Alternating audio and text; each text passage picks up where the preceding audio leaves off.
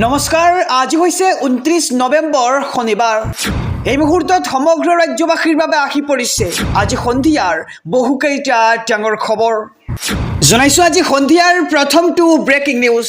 মৌলানাই দ্বিতীয় বিবাহ কৰালে 5 বছৰৰ বাবে যাব লাগিব জেললৈ। লগতে গাঁও প্ৰধান যাব লাগিব 3 বছৰৰ বাবে জেললৈ আৰু ইয়াৰ সমান্তৰালকৈ আৰক্ষী আৰু ন্যায় ব্যৱস্থাত জড়িত লোকে হেৰুৱাব চাকৰি। এক ডাঙৰ খবৰ জনাইছোঁ সমগ্ৰ ৰাজ্যবাসীক। পলিগেমি আৰু নচলিব এইখন অসমত এতিয়াৰে পৰা দ্বিতীয় বিবাহ মানেই লগে লগে 7 বছৰ জেল। আৰক্ষী গাঁও প্ৰধান মৌলানা অপৰাধীৰ ক্ষেত্ৰত হ'ব অধিক শাস্তি। দ্বিতীয় বিবাহ কৰা ব্যক্তিয়ে হেৰুৱাব চৰকাৰী চাকৰি আৰু ভৱিষ্যতলৈ নাপাব কোনো সংস্থাপন চাকৰিৰ সা সুবিধা। বিধানসভাত গৃহীত হ'ল বহু বিবাহ প্ৰতিৰোধী আইন 2025 আৰু অসম বিধানসভাত ৰচনা হ'ল নতুন ইতিহাস। মুখ্যমন্ত্ৰী ডক্টৰ হিমন্ত বিশ্ব শৰ্মাৰ বলিষ্ঠ পদক্ষেপ এয়া। আৰু মৌলানাই যদিহে দ্বিতীয় বিবাহ কৰায় তেন্তে 5 বছৰৰ বাবে যাব লাগিব জেললৈ আৰু ইয়াৰ সমান্তৰালকৈ গাঁও প্ৰধান যাব লাগিব 3 বছৰৰ বাবে জেললৈ আৰু আৰক্ষী আৰু ন্যায় ব্যৱস্থাত জড়িত লোকে হেৰুৱাব নিজৰ চাকৰি। জনাইছোঁ আৰু এটি ব্ৰেকিং নিউজ ডাঙৰ খবৰ। ৰাজ্যৰ লাখ লাখ পৰিয়াল লৈ ভাল খবৰ। প্ৰতিটো সমষ্টিৰ 4,000 হিতাধিকাৰীয়ে পাব নতুনকৈ ৰেচন কাৰ্ড আৰু কেনেকৈ ক'ত কৰিব আবেদন। এই মুহূৰ্তৰ খবৰ জনাইছোঁ এটি ডাঙৰ খবৰ। ৰাজ্যৰ লাখ লাখ লোকৰ বাবে আহি পৰিছে ডাঙৰ খবৰ।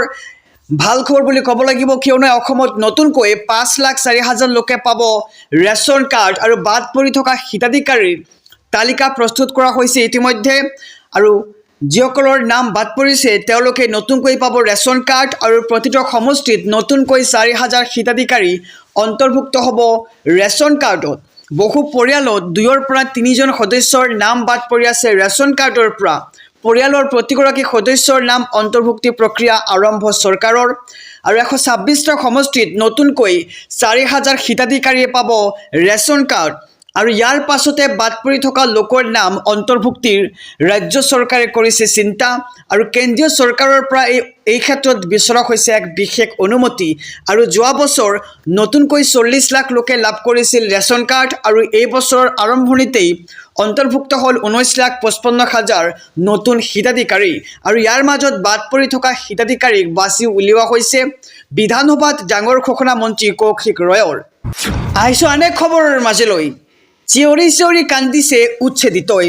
ঐতিহাসিক মছজিদত নগাঁও প্ৰশাসনৰ বুলডজাৰ আৰু অন্তিমবাৰৰ বাবে মছজিদটো চাবলৈ ওলাই আহিল সকলো।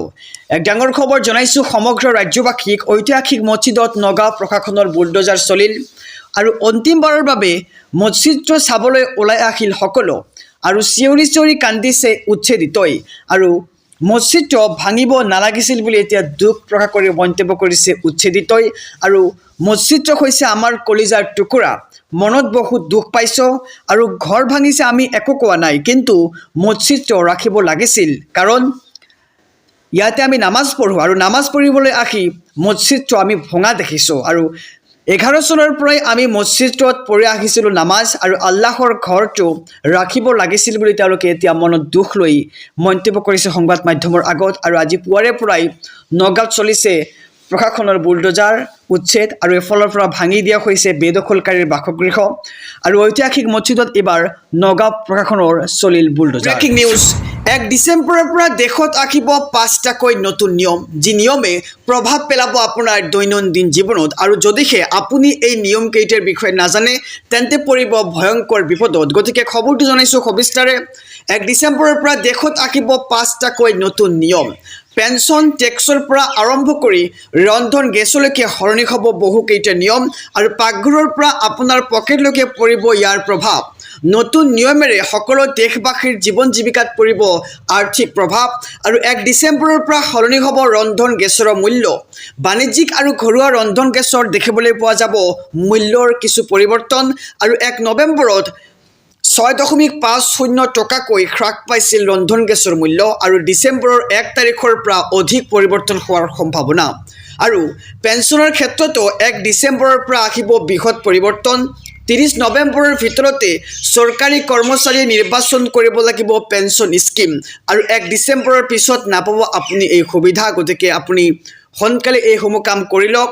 জ্যেষ্ঠ নাগৰিকে পেঞ্চন লাভ কৰাৰ বাবে লাইফ চাৰ্টিফিকেট জমা কৰাৰ অন্তিম দিন হৈছে 30 নৱেম্বৰৰ দিনটো মাত্ৰ এটা দিন বাকী আছে আপোনাৰ হাতত আৰু 1 ডিচেম্বৰৰ পিছত এই নথি জমা দিয়াৰ বাট আৰু নাথাকিব বন্ধ হৈ পৰিব আৰু লগে বন্ধ হৈ পৰিব আপুনি পাবলগীয়া পেঞ্চন আৰু বকেয়া কৰ পৰিশোধ কৰাৰ অন্তিম দিন হৈছে 30 নৱেম্বৰ গতিকে আপুনি 30 নৱেম্বৰৰ আগতে কৰি লওক এই সমূহ কাম আৰু 1 ডিচেম্বৰৰ পৰা বকেয়া কৰৰ ওপৰত আৰোপ কৰা হ'ব আৰু অতিৰিক্ত কৰ আৰু ইন্ধনৰ ক্ষেত্ৰতো আহিব দৰ দামৰ বৃহৎ তাৰতম্য 1 ডিচেম্বৰৰ পৰা দেশত আহিব 5টাকৈ নতুন নিয়ম গতিকে আমি জনাইছো যে কি নিয়ম আহিব গতিকে আপোনালোকে এই সমূহ কাম কৰি ল'ব পেঞ্চন টেক্সৰ পৰা আৰম্ভ কৰি ৰন্ধন গেছলৈকে সলনি হ'ব বহু কেইটা নিয়ম আৰু এটি ব্ৰেকিং নিউজ ৰাজ্যজুৰি আৰম্ভ হৈছে SR প্ৰক্ৰিয়া ঘৰে ঘৰে ভোটাৰ তালিকা পৰীক্ষণ কৰিছে চৰকাৰে এক ডাঙৰ খবৰ জনাইছো সমগ্ৰ ৰাজ্যবাসীক 26ৰ নিৰ্বাচনৰ পূৰ্বে অসমত ভোটাধিকাৰ পৰীক্ষণ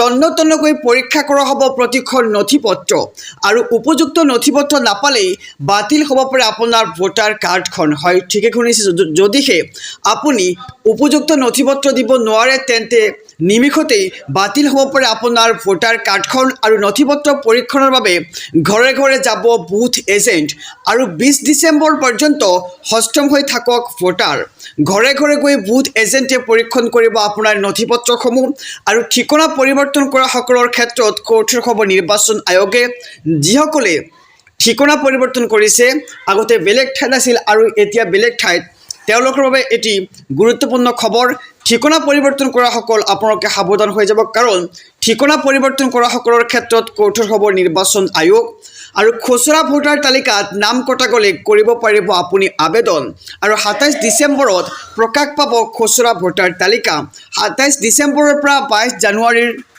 2026 চনৰ 22 জানুৱাৰীৰ ভিতৰত দাখিল হ'ব দাবী আৰু আপত্তিসমূহ আৰু চূড়ান্ত ভোটাৰ তালিকা প্ৰকাশ পাব 26ৰ 10 ফেব্ৰুৱাৰী তাৰিখে গতিকে খবৰটো জনাইছো এটি জৰুৰী খবৰ সমগ্ৰ ৰাজ্যবাসীৰ বাবে 26ৰ নিৰ্বাচনৰ পূৰ্বেই অসমত ভোটাধিকাৰ পৰীক্ষণ কৰা হৈছে আৰু তন্নতন্নকৈ পৰীক্ষা কৰা হ'ব প্ৰতিখন নথিপত্ৰ গতিকে আপুনি আপোনাৰ সকলোবোৰ নথিপত্ৰ সাজু কৰি ৰাখক আৰু উপযুক্ত নথিপত্ৰ নাপালেই বাতিল হ'ব পাৰে আপোনাৰ ভোটাৰ কাৰ্ডখন